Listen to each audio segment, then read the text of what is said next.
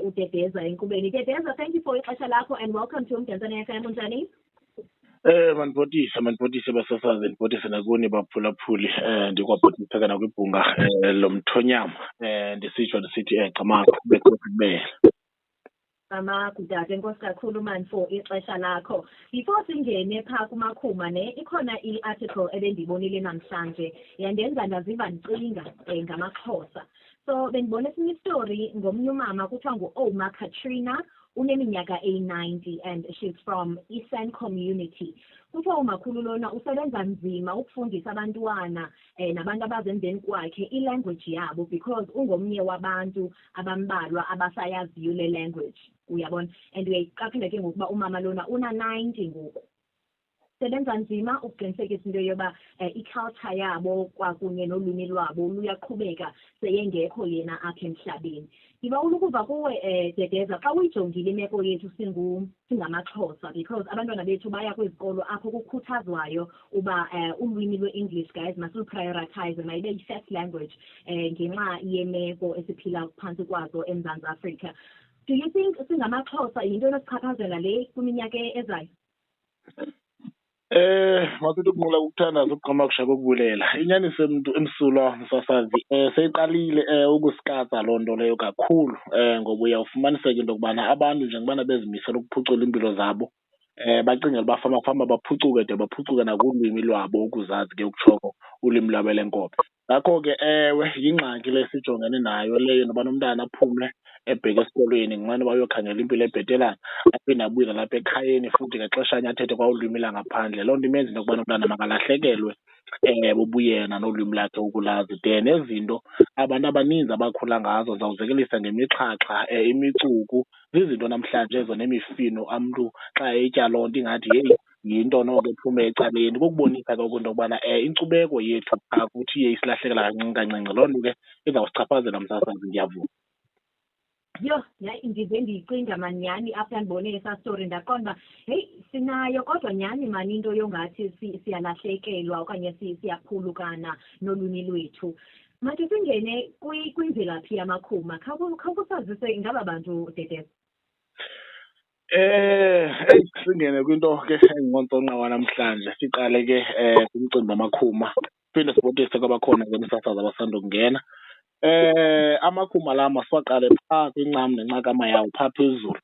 Okokuqala ke sizawuthi amakhuma lana ngabambo ukufuduka kwabo, uphinde kuzo nto ibanzi lapha ekugqibeleni. Ulanga ke uzele usidwaba uzele usibe side waze wazala uNjanya. uNjanya owaziwa kakhulu ke ngokuzala uMpondo noMpondomise kunye noXesibe. kuXesibe sibe noNozantu, sibe noMkhwenkwe, sibe noMganu. Asizukuthetha ke ngomkhwenkwe nomganu, sawuhlala kule ndlu kaNtozabantu.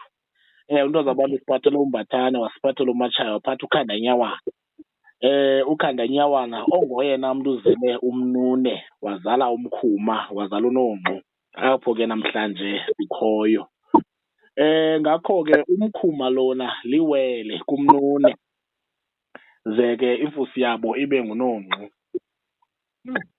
Ngakho ke amakhuma lana namhlanje aphantsi kwesizwe samaXesibe okanye ngamaXesibe ngenxeni kayisemkhulu ogama ke linguXesibe.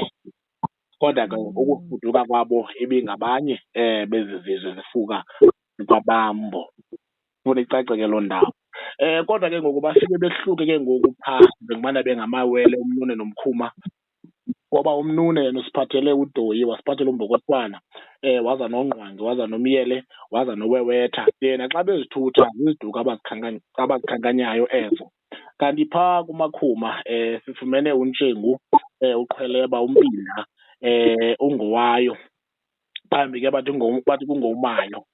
Ke kuNongqu ke sifumane uMdashi, uMkhonkxwa, ngumntu mnye lowo oNongwe, ngumntu mnye ngabantu abathathu bazalwa ngumntu omnye, kodwa iziduko zabo bona eziyintloko abazisebenzisayo kakhulu zeziyana, ibe ke ingabantu abakumlibo ophantsi kwendlu okanye ngokwesizalo sikayisemkhulu ke ugama lingumkhuma. Ngakho ke amakhuma lana ngamaXesibe okanye mhlawumbi ngamakhuma aphantsi kwesizwe samaXesibe. xa bezithutha bonke uyawufika bethi ke begqiba ubala iziduko ndizikhanganyayo phaa phambili, abuye athi umntu ongumbathane ungumatshaya ngenqawende, abanye betshaya ngezifutshane, athi usisihlobo esihle sikanonzaba, uve bezibiza ngabantwana abangooKhanganyawana, oomaqatha lukhuni. Bonke ke ngaloo ndlela loo nto ibenza into yokubana babe ngumntu omnye. Ngakho ke imvelaphi yabo baphuma phantsi ke kwesizwe ke samaXesibe. Isizwe samaXesibe siqulathe ke iziduko ezininzi kakhulu, kodwa ngawona amaXesibe egazi la xa sibalanda amakhuma. Msasazi. Amagudata mani. UBK ke uba bekhona bezawubuza kuba isilo sekhaya sesithi kanene pha kumakhuma. Ngabantu abathandwa ke kakhulu ziimpukane zengethe amakhuma la, kodwa ke nengwe hamba bafuna ukuyibanga, kodwa esona silo sabo sivamileyo sikhokhela kakhulu kubo ziinyosi ngamagama aphandle, mhlawumbi kumntu angazundiva xa ndisithi yimpukane engethe. Esona silo sabo seso, ngoba kakhulu siyathanda ukubafikela de basibize ngento yokubana ngokhokho xa besiteketisa. Wow, okay. And then i-question yethu yokugqibela Dedeza before sibe kanti siya kuyeka uqhubekeke nosuku lwakho. Ungathi ke ngoku wena ubazi ingabantu abanjani, badume ngantoni?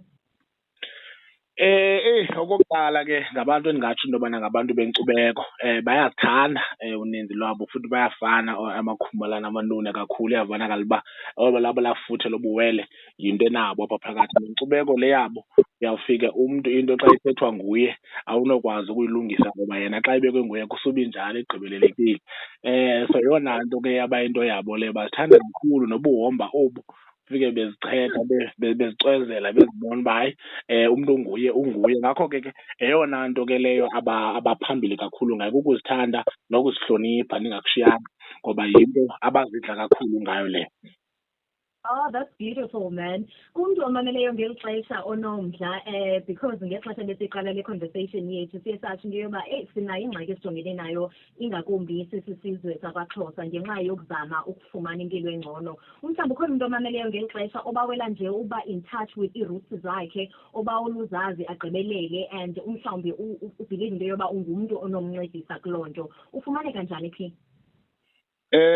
Ndiyafumaneka phaa kuTikTok ilamvila likaXhosa, i-inbox nayo yonke into siyayiqhuba phaa, kwaye futhi nebhunga lenyama likhona phaa phantsi kwephane likaMtungwa.